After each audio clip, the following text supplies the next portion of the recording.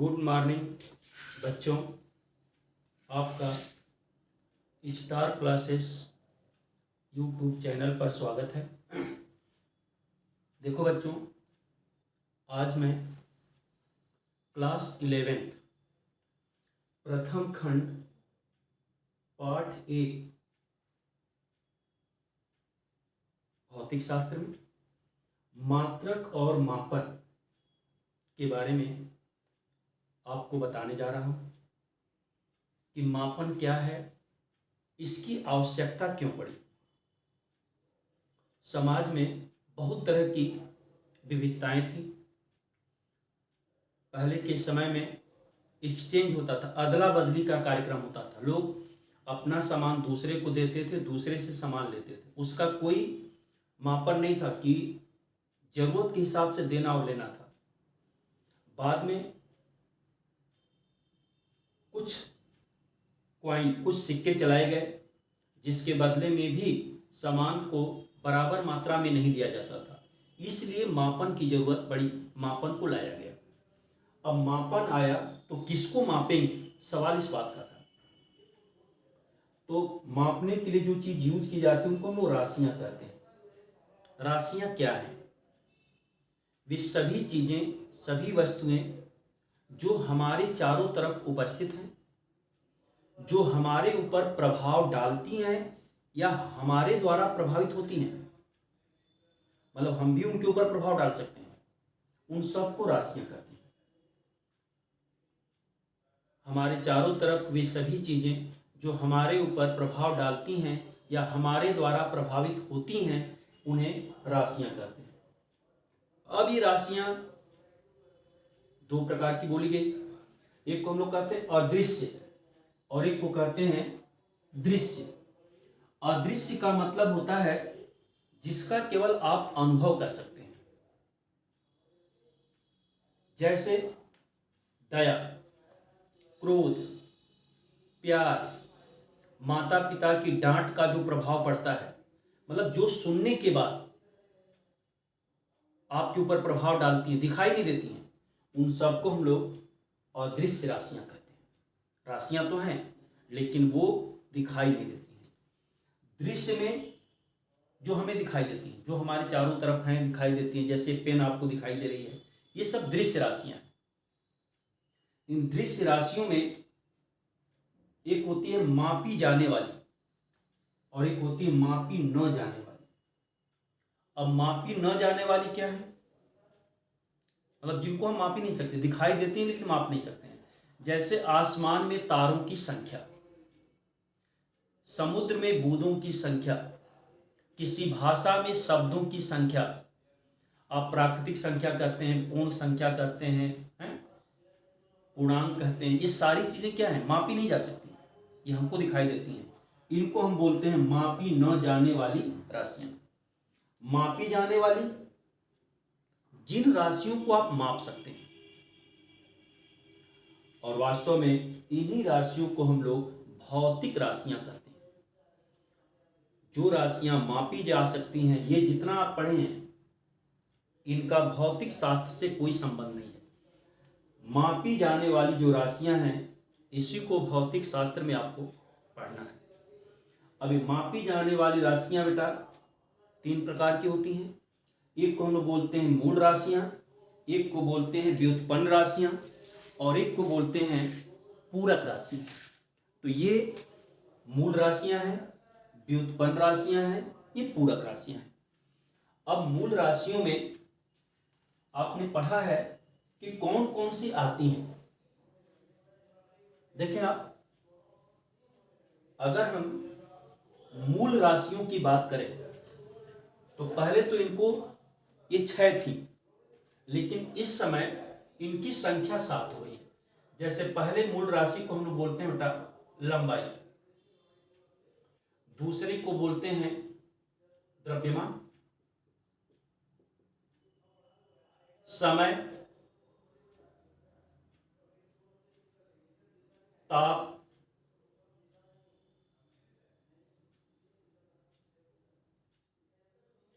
विद्युत धारा,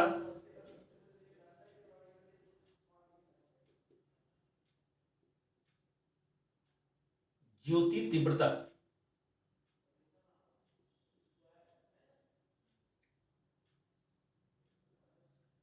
ज्योति तीव्रता, और ये जो सातवां है पदार्थ की मात्रा।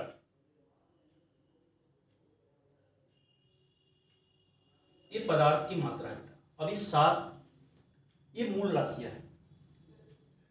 जो व्युत्पन्न राशियां होती हैं इनकी संख्या ज्यादा है। अब आपसे कहें कि मूल राशियां कहते किसे हैं? वे राशियां जो किसी अन्य राशियों पर निर्भर नहीं करती हैं, ये पूरी तरह स्वतंत्र होती हैं, ये किसी भी राशि के सहयोग से प्राप्त नहीं होती हैं, इन्हीं को हम लोग मूल राशियां कहते हैं। और पहले ये पदार्थ की मात्रा नहीं, यहीं तक पढ़ाया जाता था मूल राशियां, लेकिन अब बेटा इसको भी मूल राशियों में शामिल कर दिया गया है। तो अब मूल राशियों की संख्या हमारे पास 7 हो गई। अब व्युत्पन्न राशि की बात करेंगे आप, तो देखें जो व्युत्पन्न राशियां हैं वे राशियां जो मूल राशियों की सहायता से प्राप्त की जाती हैं। जैसे आपने कहा चाल, कार्य,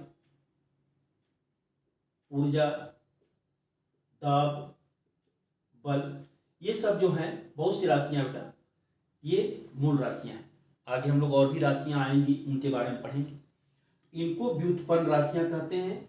ये राशियां इन मूल राशियों की सहायता से प्राप्त की जाती हैं, जबकि ये स्वतंत्र होती हैं, ये स्वतंत्र नहीं होती। अब पूरक राशियों की बात करें आप, तो पूरक राशियां में केवल 2 पढ़ाया जाता है बेटा। एक को हम लोग कहते हैं समतलीय कोण, समतलीय कोण है, और एक को बोलते हैं ठोस कोण या घन कोण। घन भी कह सकते हैं आप, या इसको ठोस कोण भी कह सकते हैं। देखिए समतलीय कोण का मतलब होता है जिसको हम कहीं भी बना दें, बिगाड़ दें, उससे कोई फर्क पड़ने वाला नहीं। और घन कोण का मतलब है जो स्थिर कोण होता है बेटा, जो बदलता नहीं है। बदलेगा तो उसकी भौतिक अवस्था बदल जाएगी। जैसे आप कहते हैं ना कि बोर्ड है, बोर्ड के कार्नर हैं, दीवार के कार्नर हैं, दरवाजे के कार्नर हैं, उनको अगर आप बदलेंगे तो उनका शेप, उनका आकार बदल जाएगा। इस तरह से अब समतलीय कोण निकालना होता है तो हम लोग वृत्त लेते हैं। आपने पढ़ा है कि ये वृत्त है, अगर केंद्र पर बना हुआ कोण डेल्टा थीटा है, इसकी त्रिज्या r है और चाप की लंबाई s है, तो आप कहते हैं कोण बराबर चाप बटे त्रिज्या। ये समतलीय कोण है। लेकिन घन कोण की बात करेंगे तो भैया हम लोग इसमें गोला लेते हैं, और गोले के किसी क्षेत्रफल द्वारा, अगर क्षेत्रफल डेल्टा ए है, इसके द्वारा केंद्र पर जो कोण बनता है इसको डेल्टा ओमेगा लिखते हैं। और अगर गोले की त्रिज्या भी r है तो यहाँ पर होगा बेटा डेल्टा ओमेगा बराबर delta A upon r square. अब देखें ये घन कोण अगर परिभाषित करना है तो कहते हैं किसी गोले के निश्चित पृष्ठीय क्षेत्रफल द्वारा गोले के केंद्र पर बने कोण को हम लोग घन कोण कहते हैं। और अगर कोण बताना है तो कहते हैं किसी वृत्त के निश्चित चाप द्वारा वृत्त के केंद्र पर बने कोण को हम लोग समतलीय कोण कहते हैं। तो ये आपके घन कोण समतलीय कोण है, ये मूल राशियां हैं, ये व्युत्पन्न राशियां हैं। अब इसके बाद हम लोग इसमें डिस्कस करेंगे मात्रक का। अब हम लोग जानेंगे बेटा जो आपने लेसन में शुरू में पढ़ा है मात्रक और मापन, तो अब मात्रक क्या होता है, मात्रक कहते किसको हैं। तो देखें आप, ये क्लियर हुआ बेटा? कहीं कोई प्रॉब्लम हो आप डिस्कस करें, वीडियो को एक बार के बजाय 2 बार देखें, धीरे धीरे सारी बातों को सुने, समझें और धीरे धीरे आगे बढ़ते रहें। हम लोग हमेशा आपके साथ रहेंगे, कभी कोई दिक्कत नहीं आएगी। इसलिए आप जब हमेशा धीरे धीरे आगे बढ़ने का प्रयास करेंगे तो एक दिन बहुत आगे चले जाएंगे। इसलिए अब देखें आप, हम यहाँ बात करेंगे बेटा मात्रक की, इसको हटा देते हैं। अब देखिए मात्रक होता क्या चीज़ है। मात्रक। जैसे हम लोगों का भी एक मात्रक है नाम। नामकरण आपका होता है भाई। आज की बात तो मैं नहीं कहूँगा, इस समय जो आज का दौर चल रहा है इसमें बहुनाम पद्धति का प्रचलन है। घर का नाम कुछ और है, बाहर का नाम कुछ और है, स्कूल का नाम कुछ और है, मित्रों ने नाम कुछ और रख दिया है। अगर कुछ आपका कार्य क्रियाविधि दूसरे तरह की है तो एक नाम और हो जाएगा। तो आपको किस नाम से मापा जाएगा? लास्ट में लोग कहते हैं जो रजिस्टर्ड नाम होता है वही हमारा मापन होता है। घर पर लोग पिंटू, राजू, मिंटू बुलाते हैं, लेकिन स्कूल में अगर आपका नाम विनोद है, राजेश है, तो आपकी माप जो है राजेश से है, आपकी पहचान विनोद से है, पिंटू राजू से नहीं है।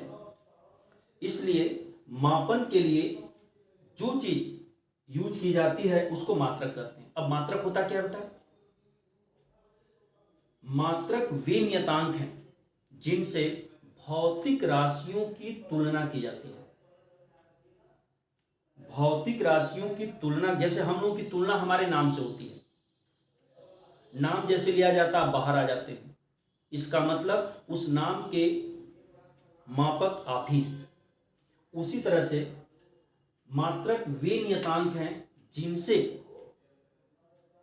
भौतिक राशियों की तुलना की जाती है, उसी को हम लोग मात्रक कहते हैं। अब देखिए, मात्रक भी 3 प्रकार के होते हैं। जैसे आपने कहा मूल राशियां, तो मूल राशियों को मापने के लिए जो मात्रक होते हैं उनको हम लोग मूल मात्रक कहते हैं। व्युत्पन्न राशियों को मापने के लिए जो मात्रक होते हैं उनको हम लोग व्युत्पन्न मात्रक बोलते हैं बेटा।